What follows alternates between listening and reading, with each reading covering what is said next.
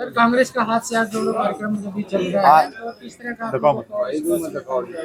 तो आज जो आप देख रहे हैं पिछले 6 महीने से लगातार हमारा पूरे प्रदेश में और रोहतक में ये हाथ से हाथ जोड़ो कार्यक्रम कांग्रेस पार्टी का, घर घर कांग्रेस कार्यक्रम कांग्रेस पार्टी का, और हम हर मतदाता तक पहुंचने का हमारा ये लक्ष्य है। हरियाणा प्रदेश में जनता इस सरकार से निराश है, हर वर्ग दुखी है, क्योंकि 10 साल की सरकार में विकास कार्य हुए नहीं, विकास की पटरी से हरियाणा उतर गया।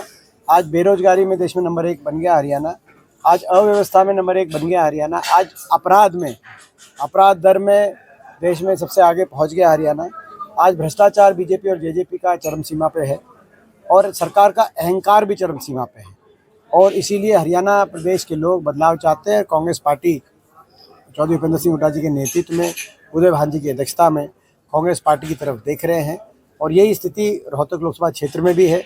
रोहतक लोकसभा क्षेत्र का जो चुनाव रहेगा आने वाले समय में, हमें विश्वास है कि चुनाव आने वाले समय की हरियाणा की सरकार की नींव इस चुनाव के नतीजे से रखने का काम रोहतक लोकसभा क्षेत्र के लोग करेंगे। हरियाणा में परिवर्तन लाने का काम रोहतक लोकसभा क्षेत्र से मुझे आशीर्वाद देकर लोग हरियाणा में परिवर्तन लेके आने का काम करेंगे, ऐसा हमें पूरा विश्वास और यकीन है। आज बहुत जिलों में बेमौसम बारिश और ओलावृष्टि की खबर अलग अलग हरियाणा के अलग अलग पूरे क्षेत्रों से आ रही है। तुरंत सरकार विशेष गिरदावरी का आदेश भी दे, तुरंत सरकार मुआवजे को बढ़ाकर, क्योंकि मुआवजा राशि कम है, पहले भी हम मांग करते रहे हैं, मुआवजा डिक्लेयर करे और सबको मुआवजा दिया जाए। क्योंकि अभी कितने जिलों में तो ये धरना चल रहा है, पिछले 2-3 साल से मुआवजा जहाँ मिला वो सबको नहीं मिला या कहीं मिला नहीं, तो आज दर दर ठोकरें खा रहा है किसान। सरकार को इतना क्रूर नहीं होना चाहिए, सरकार को इतना बेरहम नहीं होना चाहिए। किसान का मुआवजे के लिए किसान को दर दर ठोकरें खिला रही है सरकार, क्या इसके पीछे क्या मंशा, क्या राजनीति, हमें समझ नहीं आता, क्योंकि इंसानियत का नाम सरकार का होता है। और इसीलिए मुआवजा डिक्लेयर करे सरकार और तुरंत विशेष गिरदावरी से किसानों को राहत देने का एक फैसला तुरंत प्रभाव से दिया जाए। दीपेंद्र जी, जो बीजेपी कह रही है कि 370 पार करेंगी बीजेपी के लिए और 400 पार जो एनडीए वाली, तो किस तरह मुकाबला कर पाएंगे? देखिए, तो 75 पार भी हरियाणा के अंदर बीजेपी ने ही कहा था, लेकिन मेजॉरिटी नहीं आई थी बीजेपी की, और कांग्रेस और बीजेपी का बराबर का मुकाबला था। वो तो जेजेपी पार्टी ने जाके उनकी सरकार दोबारा बना दी।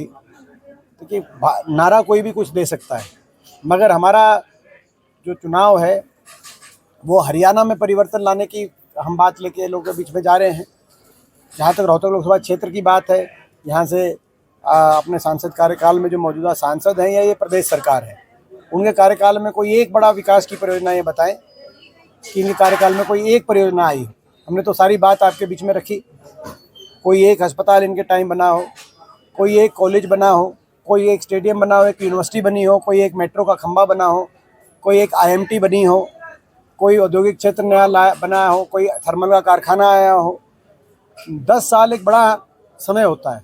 10 साल में भाजपा के आलीशान कार्यालय के अलावा 5 स्टार कोई जो है, हम अपने एक एक प्रोजेक्ट आपके बीच में जो है बार बार, आपको पता है, सारे जो है रोहतक लोकसभा क्षेत्र की जनता जानती है कि जब यहाँ से मुझे आशीर्वाद मिला था, कांग्रेस पार्टी की सरकार थी हुड्डा साहब के नेतृत्व में, उस समय रोहतक में सुधार हुआ, विकास हुआ, और प्रदेश में भी, हरियाणा में भी उसी समय विकास हुआ। उसके बाद इन 10 वर्ष में विकास की पटरी से इतनी ऐसी गाड़ी उतरी, इसका अंदाज़ा इस बात से लगाया जा सकता है 10 वर्ष के कार्यकाल के बाद जब प्रधानमंत्री जी को चुनावी समय में बुलाया खट्टर सरकार ने, तो 2 परियोजनाओं का जो फीता कटवाया, वो दोनों परियोजना मेरे समय की मेरे द्वारा शिलान्यास करवा के जिन पे काम शुरू हो गया था।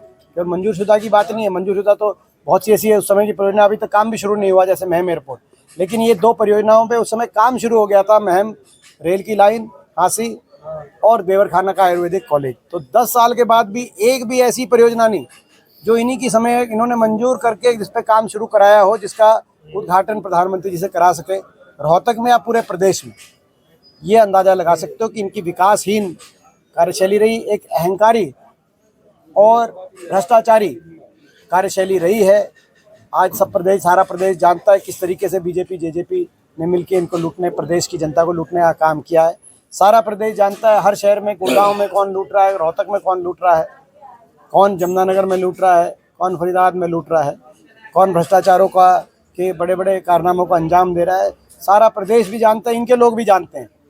इनके, आपको याद होगा, जो इनके खुद के सांसद हैं भी मौजूदा, उन्होंने खुद ये कहा था, रोहतक के एक पूर्व मंत्री अमृत घोटाले में 300 करोड़ रुपए डकार गए, और भी बहुत कुछ कहा था कि वो घोटाले की फाइलें वो अपने पास रखते हैं, कहाँ रखते हैं, वो सारी बातें कही थी। फिर वो, मगर उनकी भाषा बदल गई जब चुनाव में, जब टिकट के आसपास की बात आई, तो ये सारी बात है लोगों के सामने। सर, जिस तरह से रोहतक लोकसभा एक वोट सीट है और आप यहाँ से कैंडिडेट है, पूरा बीजेपी जोर लगाएगी। जिस तरह से आपने आज बताया था कि साजिश के तहत कुछ हुआ, गड़बड़ी हुई, तो इस बार भी आपको है? देखिए, ये जो है, मैं इस बात का मुझे अंदाज़ा है और मुझे कोई इसमें संशय नहीं है कि भारतीय जनता पार्टी के प्रदेश के और देश के नेतृत्व के निशाने पे मेरी उम्मीदवारी रहेगी। यहाँ की लोकल तो रहना स्वाभाविक है, जो लोकल हैं उनसे तो हमारा चुनाव है, लेकिन वो इसीलिए रहेगी क्योंकि ये चुनाव केवल एक लोकसभा क्षेत्र का चुनाव नहीं है, हरियाणा के भविष्य की राजनीति को तय करने का चुनाव है। हरियाणा में आने वाले विधानसभा को दिशा देने वाला ये चुनाव साबित होगा। ये भाजपा को भी पता है।